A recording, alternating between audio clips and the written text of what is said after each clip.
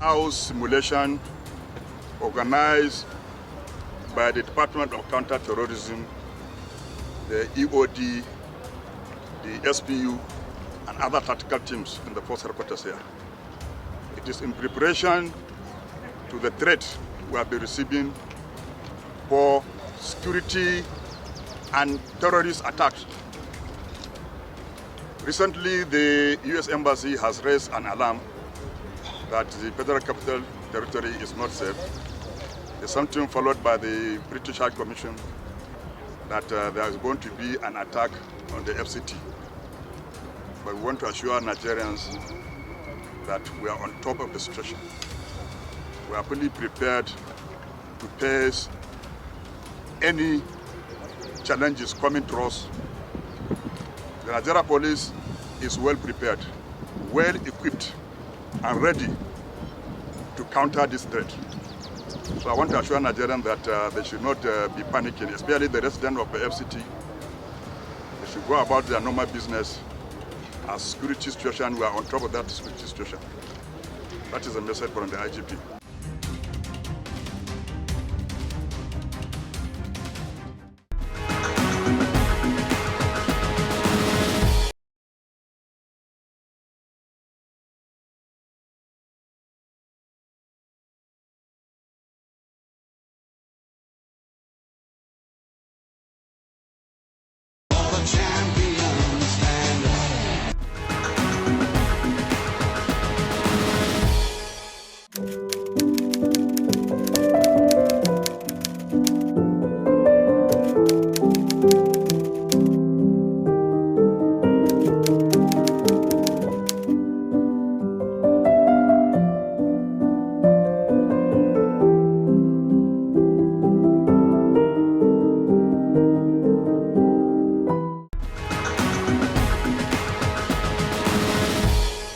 Worldwide, an average of 250 million people go on social media platforms, dating sites, and apps in search of love. While a quarter of these numbers find their match and live happily ever after, many of such relationships have tragic endings. Dating apps and social media platforms offer a place to meet people irrespective of location, ethnicity, race, or religion. The desperate search for a soulmate has left many vulnerable and easy prey to fraudsters and con artists looking for the right opportunity to exploit unsuspecting victims. Whatever you need, yeah. Download the MPF mobile app on your phone, whether Android or iOS. Bank the easy and secure way with MPF Microfinance Bank. You can now open a secure account in 2 minutes, pay bills, deposit and withdraw cash, buy airtime and transfer funds. Enjoy access to loans up to 2 million naira and above for businesses and salary earners at low interest rates. Also, enjoy high interest rates on savings accounts and salary advance for salary accounts. These services are also made available by our Better Money agent. Download the MPF Microfinance Bank app from Apple or Google Play Store, open your secure account, and start banking the easy way. NPF Microfinance Bank, making life better for all. The scammer's intention is to establish an amorous relationship as quickly as possible, endear himself to the victim, and gain trust. They propose marriage and make plans to meet in person. But the hard truth is that not everyone on online dating sites is looking for love. A case of this nature cracked by the operatives of the Nigeria Police Force Intelligence Bureau Intelligence Response Team, FIB-IRT, in March 2022 is an intriguing one where a husband-to-be kidnapped his fiancée to raise money for their marriage. 21-year-old Fatima, a resident of Abuja, met Amadou Bello in the year 2020, a married man and a father of 2 based in Dubai, on Instagram. They struck a friendship immediately and began an online dating courtship. After physically meeting a few times, the lovebirds began to get serious and they started to talk marriage. In March 2022, 25-year-old Ahmed Bello flew to Nigeria to see Fatima and solidified their wedding plans. He rented a short-let apartment in the serene suburban Dakwo district of the FCT for 2 weeks. and Fatima stole some time from work to visit her beloved.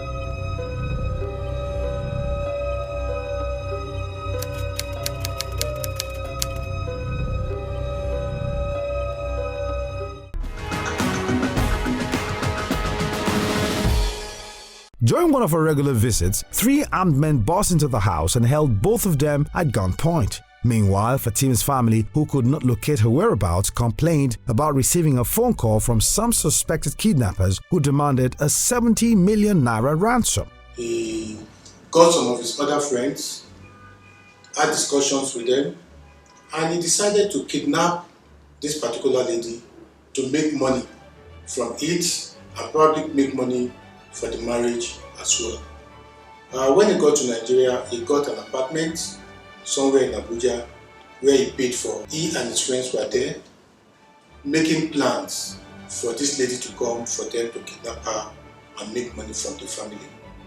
They bought toy guns from the online stores with which they pretended as kidnappers. They entered when Bello and the lady were in the apartment, covered their faces and kept them captive for some few days. As usual, their beautiful daughter kidnapped by unknown men. At the end of the day, money was paid as ransom, and then presumably they were released by the kidnappers on the first day that the matter was reported. We had an interview with them, and from the first interview, we were convinced that the guy had hand in the kidnap. We started the investigations, and luckily we broke it. We discovered that he had this plan with his friends. They collected the ransom, and they have already shared the money. One of them was arrested in Castina. We had 2 who were arrested in Lagos. I know through social media, and we met in Jordan. After all, we met again in Nigeria before I traveled back to UAE, where I normally reside with my family. So upon my return, I invited these my friends, and I told you about the initial plan to kidnap her and ask for a ransom from her family. Ibrahim comes from Katsina and met me in Abuja, while Bilia comes from Sokoto, also met me in Abuja. And Uche comes from Lagos. I'm the one that sent transport money to all of them to meet me here in Abuja. I sent Bilia 13,000 to his bank account. I sent 15,000 to Uche to his bank's account as well. Ibrahim, he used his own money to transport it himself.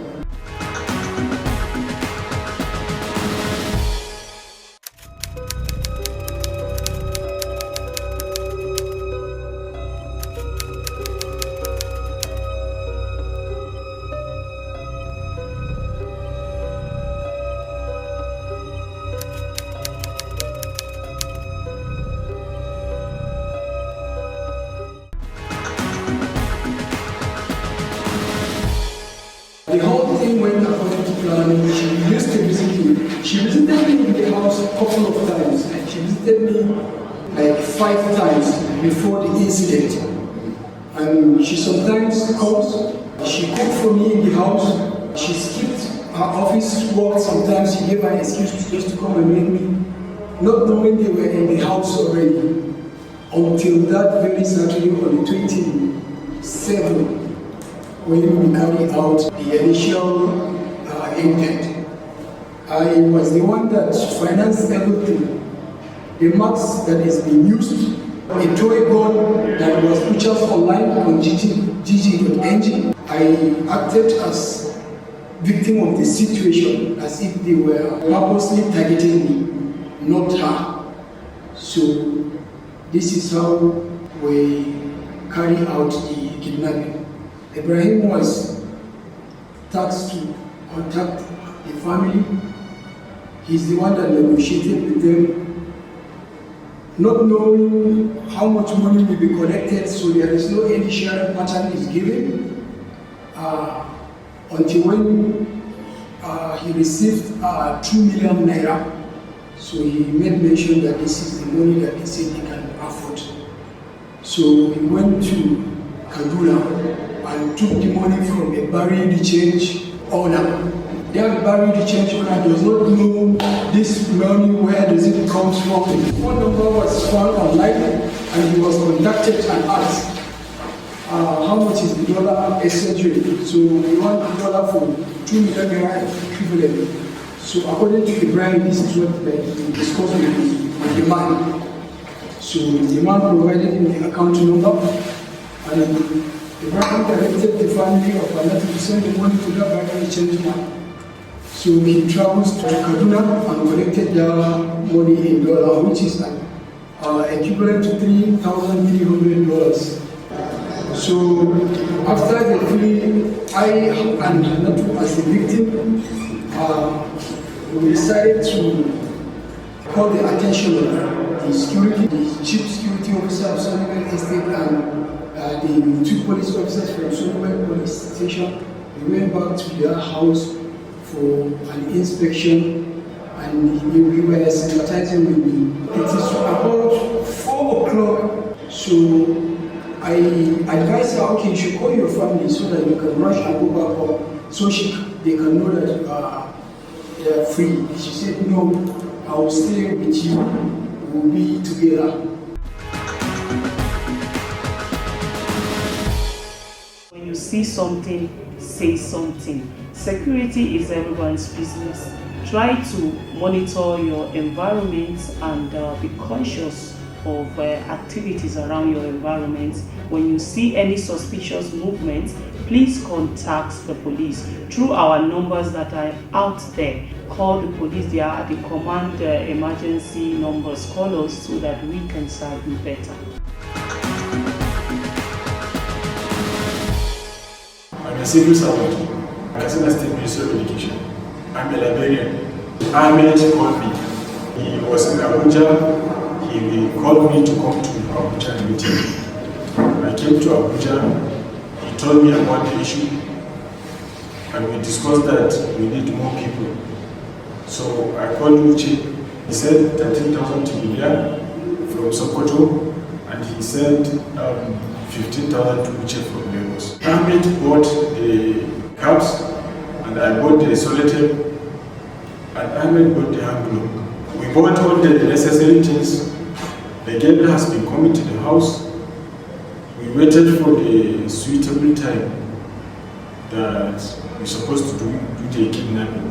On 26 or 27, she came together with Ahmed to the house. While we are in the house, Ahmed told us that yes, we can do it today. We were in the house. They came in. They finished what they are doing, they ate food, they drink something. Then Ahmed alerted us that we should come out from the other room.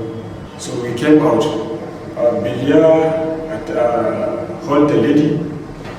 Uche called Ahmed, and I stood at the back. Ahmed was tied with his hand. Then and their mouth. After that, we asked them to go back to the bed. They went back on the bed. Ahmed and his girlfriend. After some time, we started narrating to Ahmed that this is what brought us here, we are here for you. We were sent here to collect money from you. So we started negotiating with Ahmed. Ahmed made some calls that we get the money from some places. Finally, Ahmed got some amount of money that was said to be transferred to us from his account. During the negotiation with Ahmed for the transfer, we then decided to call the parent of the girl. I took her phone, she removed the password. I took one number out of her call logs. I called the family, one of her sister picked up the phone. She introduced herself, I introduced myself. So we started negotiating as planned. I told them 50 million, they said that they cannot afford it. I told them 20 million, they said that they cannot afford it. I told them 10 million, they said I cannot afford it. It came back to 2 million. They said that that was the last price, the last amount they have. So I came back to Ahmed and I told him that these people are not ready to give me that 2 million. So we decided to collect it. Middle of March, so a friend of mine, Ibrahim, called me up from Lagos. He said that he has a job for me in Abuja. I now asked him what kind of job is that. He said that when I get to Abuja, he will inform me in details. I told him I don't have transport to convey me to Abuja here. He said that he's going to pay for the transport. So he sent me a sum of 15,000 naira to my account. So when I got to Chuse State, I get to see Mr. Ibrahim, Mr. Ahmed together with Ibrahim. I now asked Ibrahim, who is this together with you? He said he's a friend of his that came from Dubai. So it's actually the person that has the job. He told me that it's a kidnap job, that Mr. Ahmed wants us to kidnap his girlfriend. How is he going to be possible to kidnap his girlfriend? He said that I shouldn't worry, that everything and all arrangements about the kidnap has already been made by him, Ibrahim himself and Ahmed, that what we are there for is to babysit the victim of the kidnap by looking after her, providing whatever she needs, and make sure that she is calm without arising noise and creating awareness. So I said, okay. So at Sunnyvale Estate, we spent 5 days in the apartment before the lady came when we adopted her for extra 3 days. Actually, I did it for Groom-To. There is time that Ahmed called me. He told me that he is in Dubai. He told me that he will try to come to Abuja. Then he will send me to the money that I will meet him in Abuja. He sent me 13,000. I entered the kitchen and started preparing food that we eat. I'm cooking them. Then when I'm cooking them, they will eat. The time that the girl called me, still I'm the one who's cooking for them. I take him and give Ahmad and his girlfriend and allow them to go and take it by themselves. As an intelligence-led operation was ongoing to apprehend the suspected kidnappers and rescue the victim, the kidnappers mounted pressure on Fatima's family. After negotiation, the sum of 2 million naira was paid into a bureau de change account to secure the release. So we received a complaint that a victim was kidnapped, and the family don't know whereabouts. So based on that information, at some points we were called again by the victim's family. The adopters have contacted the family and they actually demanding for a ransom of 70 million. So at that point, they negotiated and it came down to 2 million. Though we tried against negotiating with kidnappers, for the family in their wisdom, without even notifying the police, they went ahead. But it was when they paid ransom and the girl released that they brought it to the notice of the police. They narrated the story that 2 million was credited to an account.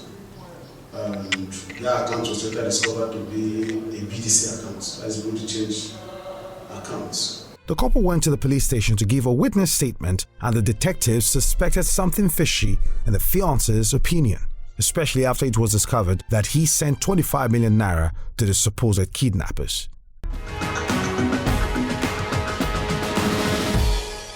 So they brought it to the notice of the police. They gave us the account number in which the ransom was paid. With the information available to us, we worked on the accounts.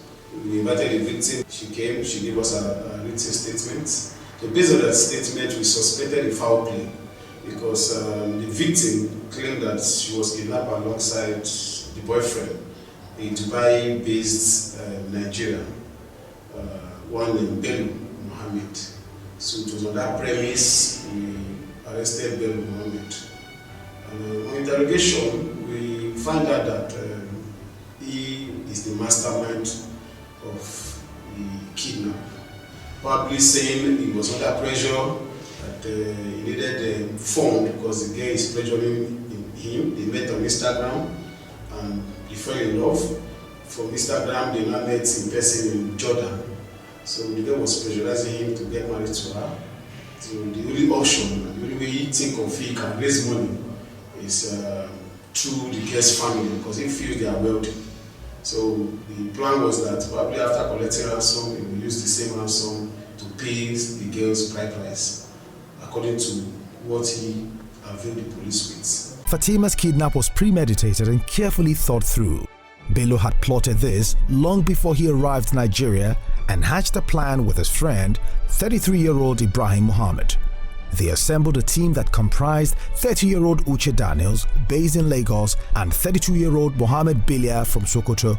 Bello also sent transportation money to them to travel to Abuja for the sole purpose of staging his lover's kidnap.